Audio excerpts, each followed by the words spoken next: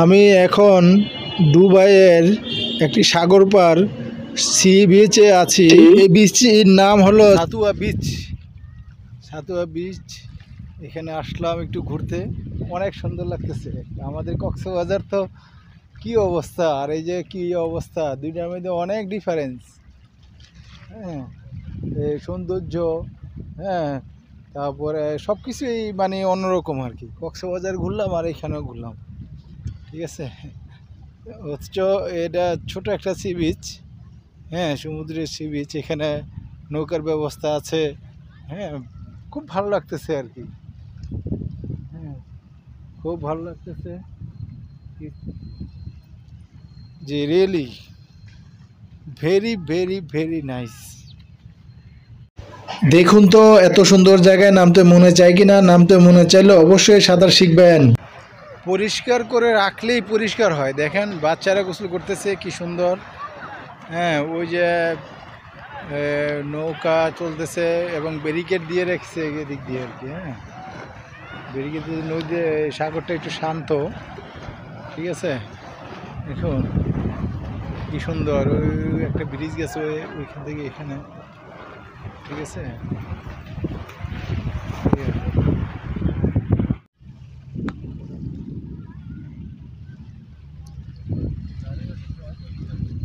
Dubai beach, beach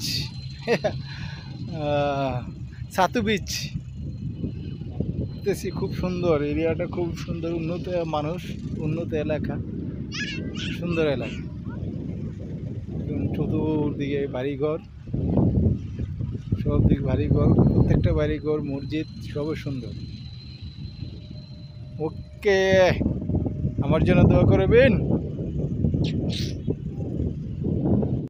আমি এই C বিচে এসে সরাসরি কোনো দিকে না তাকিয়েই আমি নেমে পড়লাম, মনের আনন্দে, মনের সুখে, মনের অজান্তে। কারণ আমি ভালো সাঁতার জানি, আমি ভালো সাঁতার কাটতে পারি, তাই আমার কোনো ভয় নেই। আমি এই সাগরে নেমে পড়লাম এবং এই সাগরে গোসল করতে এবং সাঁতার কাটতে কাটতে অনেক আনন্দ অনুভব করছি। এইটাই বলার মানে হলো এটাই, যারা আপনারা সাঁতার পারেন না অথবা সাঁতার জানেন না, তারা অবশ্যই সাঁতারটা শিখে নেবেন। সাঁতারটা শিখে নিলে সারা জীবন নানান সময় নানান জায়গায় ঘুরতে যাওয়ার সেই কিছু মুহূর্ত থাকে, যে পানি, সাগর, নদী অথবা বড় বড় পুকুর, সুন্দর সুন্দর ঘাট, পুকুর, এখানে গোসল করতে মনে চায়, তাই পারেন না, তাই দ্রুত আপনারা সাঁতার শিখে নেবেন এবং আপনারা এরকম আনন্দ অনুভব করবেন। পানি খুব স্বচ্ছল, এত স্বচ্ছল, আমার সব কিছু দেখা যায় পানি নিচে। পানি নিচে সব কিছু দেখা যায়। এই যে আমার হাত, এই যে পানি, এই যে পানি, এই যে আমার হাত, এই যে আমার পাও, পুরাটাই দেখা যায়, সব দেখা যায়। এই যে অনেক কিছু, কিন্তু আমি গলা পর্যন্ত। এই যে ভাই ফ্রেন্ডরা আসে, friend, this my friend, Russia থেকে এসছে। হ্যাঁ, very good boy, very good boy, আমার ভিডিও করেছে। ওকে, এই দেখুন,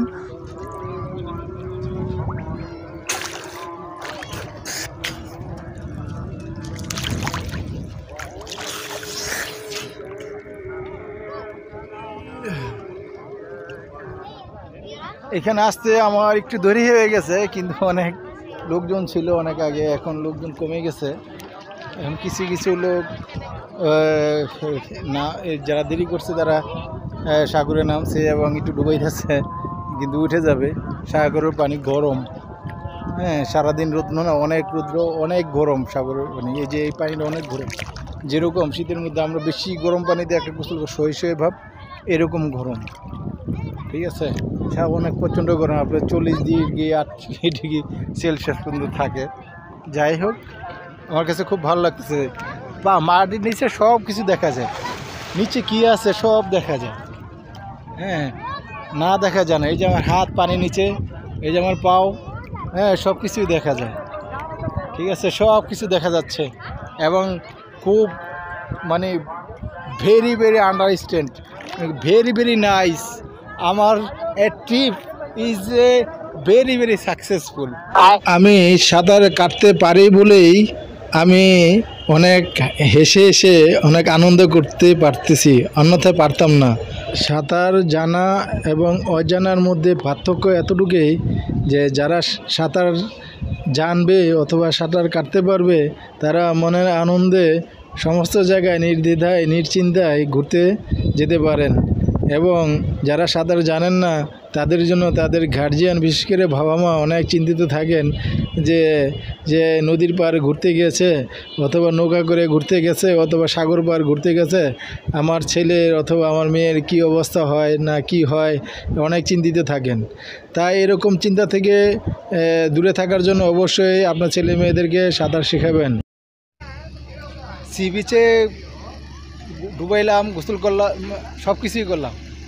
এখন তো এটা লবণাক্ত পানি, লবণযুক্ত পানি। এখন এইখানকার সি বিচে নামলাম, সাঁতার কাটলাম, একটু হরান লাগে না, কারণ এখানে ঘনত্বটা অনেক। তারপরে এখানে একটা সুন্দর সিস্টেম আছে হলো যারা সি বিচে আসবে তাদের জন্য আলাদা গোসল করার জন্য, আলাদা জামা কাপড় চেঞ্জ করার জন্য, হ্যাঁ ওই যে দেখতেছেন ওইখানে ভিডিও করা নট অ্যালাউড, কারণ এখানে পুরুষ এবং মহিলা সবাই ওইখানে গোসল করতেছে আলাদা আলাদাভাবে। হ্যাঁ ওই এরিয়ার ভিতরে ভিডিও করা নিষেধ। ওই সাদা লাইট জ্বলতেছে, হ্যাঁ ওই জায়গাটা।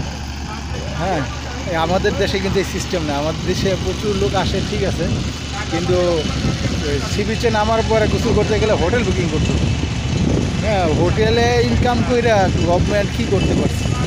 আর এখানে সি বিচে মানুষ অল অফ দ্য পৃথিবীর মানুষ আসে, এখানে আসে, তারা সি বিচে ডুবায়, তারা বিনা খরচে ওয়াশরুমে যায়, ওয়াশ করে, সব কিছু কমপ্লিট করে, এমনকি জামা কাপড় শুকায়, জামা কাপড় চেঞ্জ করে তারপরে তারা এখান থেকে যায়, জামা কাপড় ওয়াশ করে, হ্যাঁ সাবান শাওয়ারের সব কিছু ব্যবস্থা আছে এখানে।